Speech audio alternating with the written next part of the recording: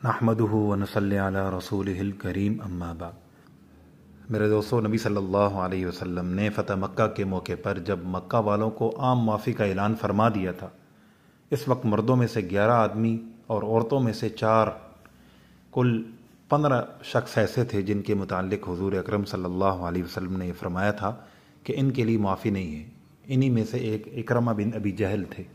فتح مکہ ہونے پر وہ شہر چھوڑ کر چلے گئے تھے۔ انہوں نے ارادہ کیا تھا کہ جزیرۃ العرب ہی کو چھوڑ دوں، چنانچہ وہ یمن کے ساحل پر پہنچ کر کشتی پر سوار ہوئے، اور جب کشتی چلی تو بھنور میں پھنس گئی۔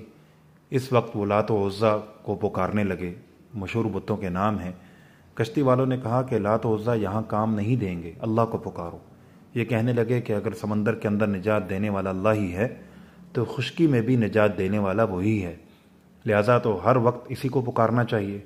اسی وقت انہوں نے دل میں یہ طے کر لیا تھا کہ اگر میں اس مصیبت سے نجات پا لوں تو اللہ پر ایمان لے آؤں گا۔ چنانچہ اس سے نجات ملی تو کشتی والے کنارے پر آ گئے۔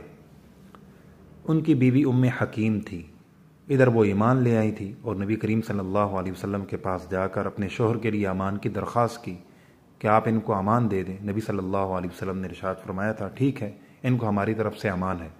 گویا جو ان کے متعلق اعلان ہوا تھا وہ حکم نبی صلی اللہ علیہ وسلم نے واپس لے لیا۔ اب جب امن دے دیا گیا تو ان کی بیوی ان کو تلاش کرنے کے لیے چلی گئی۔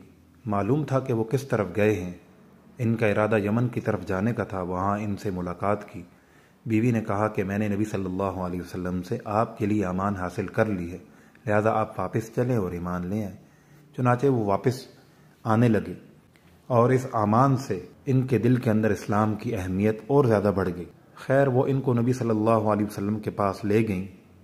میں جو بات عرض کرنا چاہتا ہوں وہ یہ ہے کہ جس وقت وہ نبی صلی اللہ علیہ وسلم کی خدمت میں پہنچنے والے تھے تو ان کے آپ کے مجلس میں پہنچنے سے پہلے حضور صلی اللہ علیہ وسلم نے حاضرین مجلس سے یوں فرمایا تھا کہ اکرمہ آ رہے ہیں، ان کے باپ کو برا بلا مت کہنا، کیونکہ مردوں کو برا بلا کہنے سے زندوں کو تکلیف ہوتی ہے۔ حالانکہ ان کا باپ کون ہے یہ ساری دنیا جانتی ہے، اور اس کا کفر پر مرنا بھی سب کو معلوم ہے۔ اسلام کا سب سے بڑا دشمن تھا، جس کو نبی صلی اللہ علیہ وسلم نے اس امت کا فرعون کہا تھا۔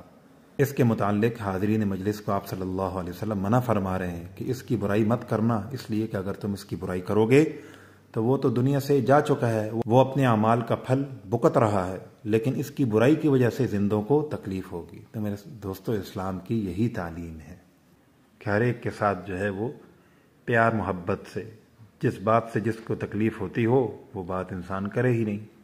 اللہ تعالی ہمیں عمل کی توفیق عطا فرمائے۔